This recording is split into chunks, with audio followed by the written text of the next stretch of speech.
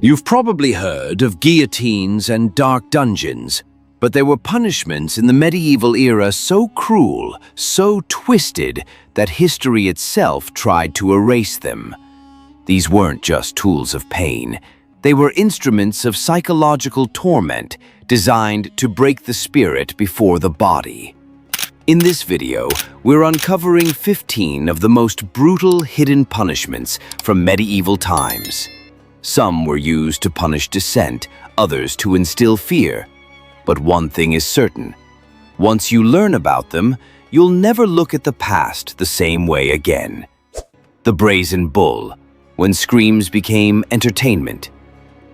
It looked like an ordinary statue from afar. A life-sized brass bull, hollow on the inside, polished to shine under the sun. But this wasn't art. It was a death chamber. Victims were forced inside, and the door sealed behind them. Then, a fire was lit beneath the belly of the beast, slowly roasting the person alive. But here's the most twisted part. The bull was engineered so that the screams of the victim traveled through pipes and emerged from the mouth of the bull as the sound of a roaring animal. The crowd cheered, thinking it was a performance. In reality, it was a man's final cry, disguised as spectacle. And just when you think you've heard the worst, the pair of anguish, silence was the sentence. Imagine being dragged into a cold stone room, accused of speaking out, maybe gossip, maybe heresy. Then, without warning, a strange metal device shaped like a pear is forced into your mouth. With each turn of a screw, its petals expand, tearing apart the jaws, cheeks, and throat. No blood-curdling scream escapes, because that's the point. This horrific device was designed to punish with silence, mostly used on women and those deemed liars. It left no visible wound, just shattered insides and a lifetime of pain. But that wasn't even the most public humiliation. The scold's bridal, when gossip became a crime. In the streets of medieval Europe, speaking too much, especially if you were a woman, could brand you a scold. The punishment? An iron mask known as the scold's bridle. It locked over the head with a tongue press inside, forcing silence and pain with every move of the jaw. But it didn't end in isolation. Victims were paraded through the streets like trophies of obedience. Their shame was meant to be a lesson for others. Imagine the psychological torment of being punished not just for what you did, but for what you said.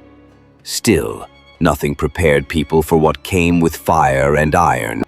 The iron chair, where death took its time. It looked like a throne, but it was built for agony.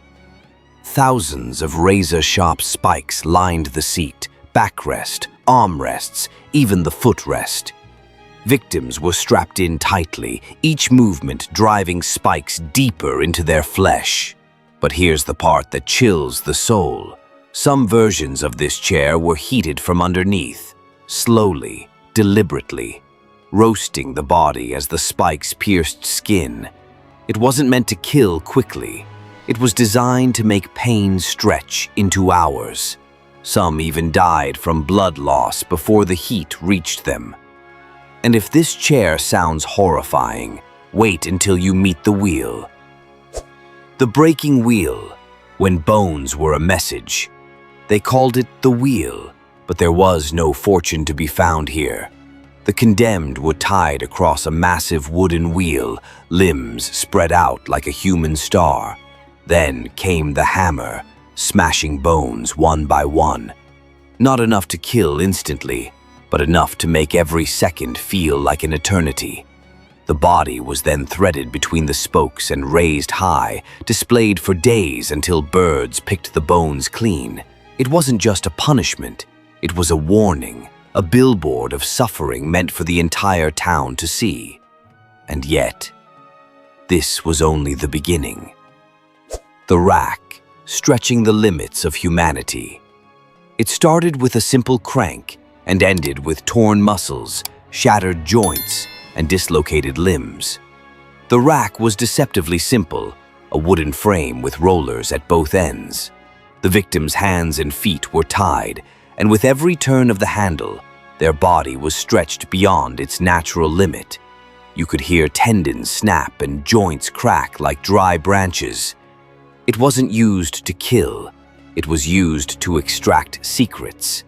Confessions made under this torment were rarely true, but they were always loud. But not all torture was so loud. Some, like the next one, punished stillness itself. The Heretic's Fork, a torture that watched you breathe.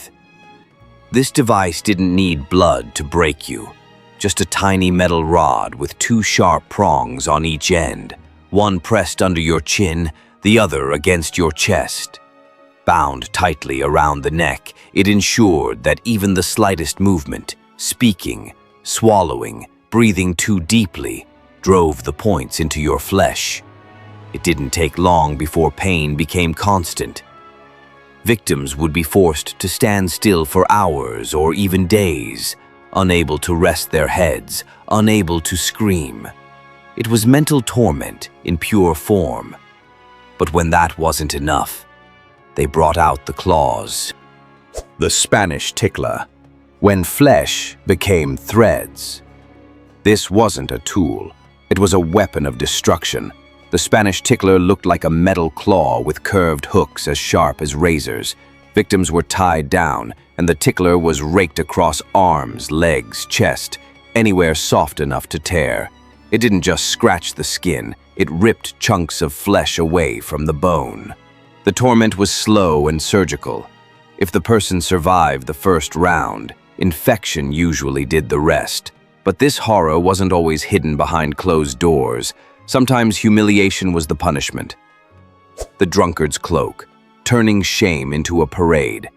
It didn't involve blood or broken bones, but it destroyed people all the same. The drunkard's cloak was a large barrel, hollowed out and strapped around the body like a humiliating dress.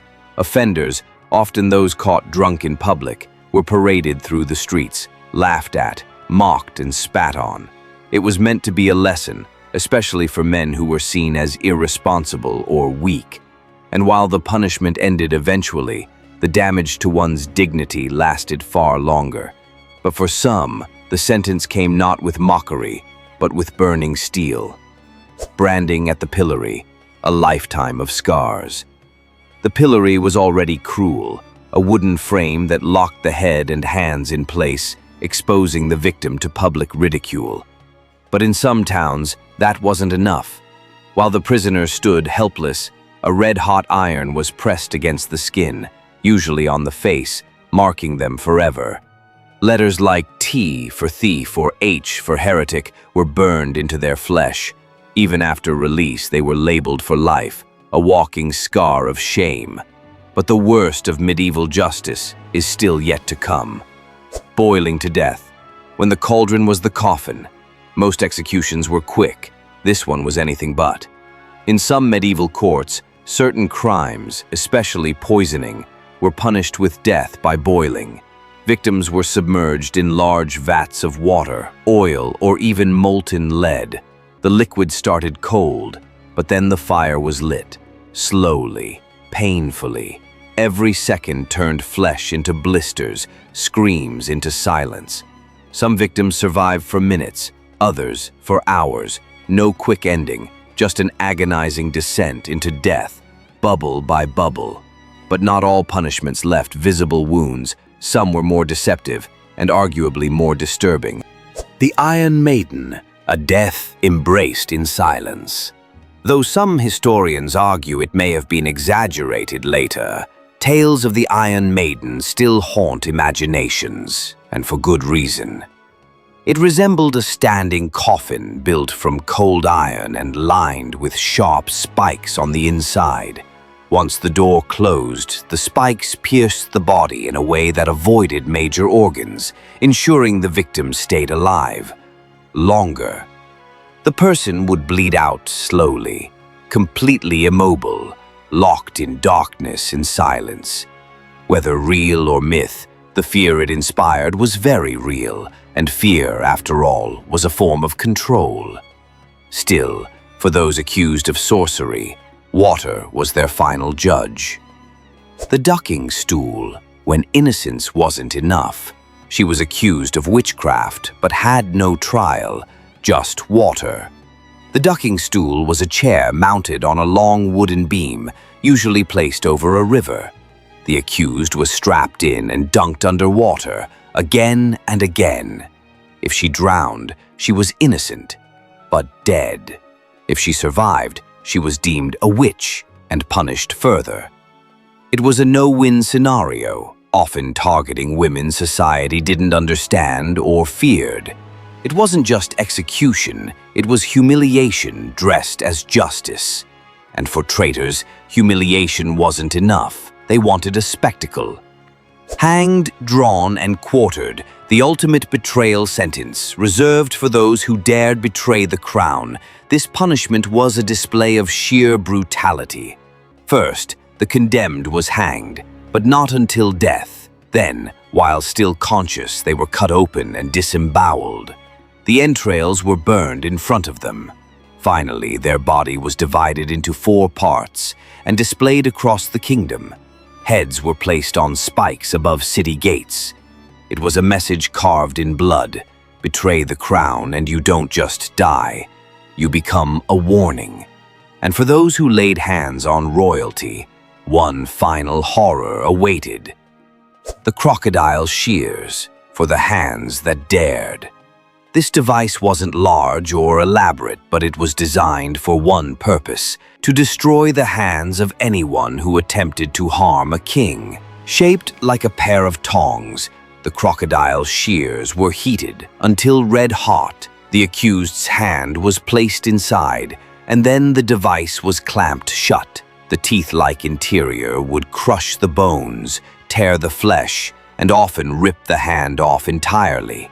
It was instant mutilation, not just to punish, but to erase the crime. And the worst part? Survivors were left crippled, broken, and permanently marked as traitors. The medieval world wasn't just ruled by kings and queens. It was ruled by fear, pain, and control. These punishments weren't mistakes. They were designed to break people. But they also reveal a darker truth, that cruelty, when justified by power, becomes tradition. And the scariest part? Some of these ideas never really disappeared.